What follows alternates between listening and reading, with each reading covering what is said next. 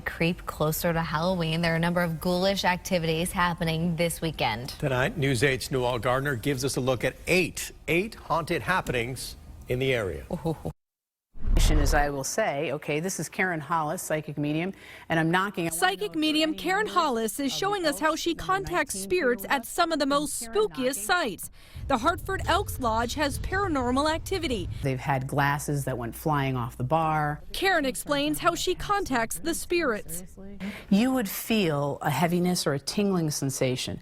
And so women always come in on my right, so I know that it's a woman's spirit. Men, I have them come in on my left. Some say the ghost is a deceased member of the Elks Club, Samuel Chamberlain, and he's not the only one haunting this house.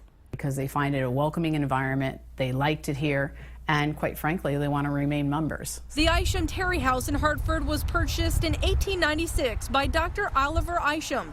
It was his medical office and home to his two sisters. Psychics say the sisters still haunt the house.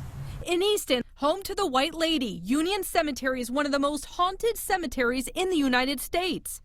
They say that she walks through and she cries. Speaking of restless spirits, New Haven has a lot of them. The Evergreen Cemetery is haunted. Legend has it in 1872, Mary Hart was buried alive and still haunts the graveyard. Hollis says spirits know when you visit. They've planted flowers or something along those lines. Those spirits will tell me what's been planted. Psychics say a female ghost hasn't left the New Haven Library. They believe it's the spirit of a woman who was murdered downstairs in the 1970s. And not too far away, the Yale Information Center. If you look closely, you might see a bride in the window. On the corner of Elm and Church Streets is one of the most haunted commercial buildings in America.